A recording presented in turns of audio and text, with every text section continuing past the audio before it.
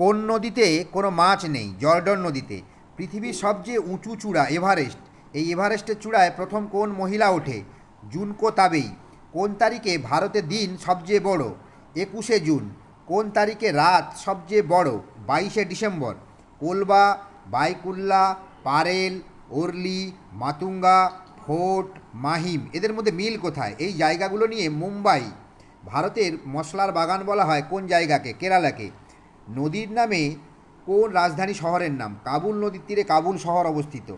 কাবুল আফগানিস্তানের রাজধানী। প্রথম প্রথম জীবন বীমা প্রকল্প কোন মৃত্যুর উপর চালু হয়েছিল? জলে ডুবে মৃত্যু। পৃথিবীতে প্রথম কোথায় লিফট চালু হয়?